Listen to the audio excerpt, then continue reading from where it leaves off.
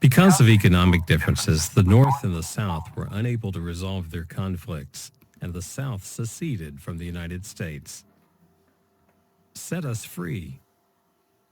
By 1860, 4 million people were enslaved in the United States, and a growing number of whites were opposed to slavery. Life was grim for many slaves. They could be beaten or sent away from their families at a master's whim. Children were taken from their mothers, and husbands from their wives. Sometimes it was too much to bear. Between the 1830s and 1850s, hundreds of thousands of slaves, many from Virginia, were taken from their homes and sent to states in the Deep South. Those who stayed in Virginia did what they could to escape this terrible fate.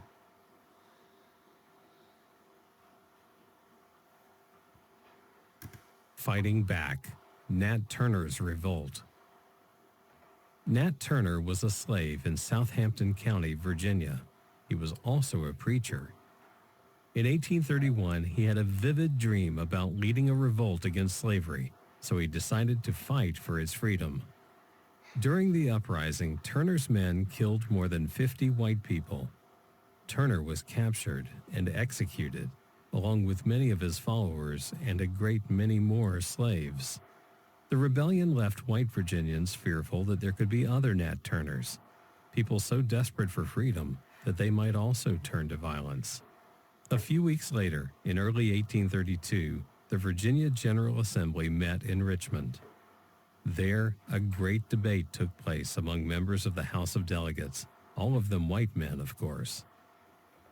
One group, mostly from the western counties, what is now West Virginia, proposed a plan that, beginning 28 years later, would start a gradual process to end slavery in Virginia. The other group, from the eastern part of the state, refused to consider any such thing. The plan to phase out slavery was defeated, but it showed that white Virginians were deeply divided on this issue. Many southern states tightened their laws against both slaves and free blacks.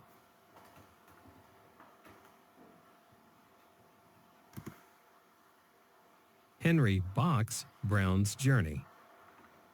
Henry Brown lost his family for the first time when he was a child in Louisa County. When his owner died, all the slaves were sold off. Brown lost his family once again as an adult when his wife and their young children were sold out of state in 1848. At that time, he was living in Richmond, so he asked a white friend, Samuel A. Smith, and Smith's free black helper, James Smith, to box him up and ship him to freedom in Philadelphia. His agonizing 27-hour journey and safe arrival created a big stir. He became known as Henry Box Brown and toured the North and then England, sharing his story and calling for an end to slavery. The Underground Railroad. Henry Box Brown and many others made their escapes using the Underground Railroad.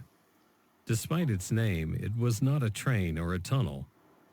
It could be a series of safe houses, secret routes through misty swamps, or any method of travel, even a small crate like Henry Brown's, that enslaved African Americans took to freedom in the North. Maryland's Harriet Tubman and Frederick Douglass are some of the more famous travelers, but there were thousands of others. To stem the tide, Virginia slave owners called for a federal Fugitive Slave Act. Some people began to argue against states' rights after several northern states passed personal liberty laws to stop white Southerners' efforts to find and return runaways to their former owners. Trouble was brewing between North and South. Harriet Tubman, Moses to her people. She was a tiny wisp of a woman, but that did not stop this tireless, fearless leader from fleeing her slave master in Maryland in 1849. Tubman went on to risk her new freedom by returning south many times over the next 10 years to help her family and over 300 other slaves reach freedom. More than any other person, she symbolized the Underground Railroad and Southern slaves' desperate wish for freedom. John Brown and the raid at Harper's Ferry, Virginia. One October night in 1859, John Brown, a white abolitionist, led a raid on the U.S. Armory in Harper's Ferry, Virginia, now in West Virginia. The U.S. government's guns and ammunition were inside.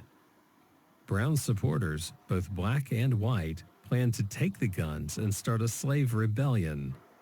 His plan failed, but his capture, trial, and death by hanging caused an uproar. At his trial, he reminded everyone that the Bible they all swore upon in a court of law said, "Do unto others as you would have them do unto you."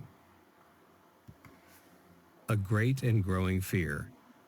In the late 1850s, slaves outnumbered whites in many parts of eastern Virginia. Any resistance, especially uprising like Nat Turner's or John Brown's, made whites fearful of both slaves and free people of color, so slave owners cracked down. With whips in hand, they tried to prove they were in charge and their word must be obeyed. It was very hard to imagine how Virginia could ever change. Could whites and non-whites ever live and work together as equals?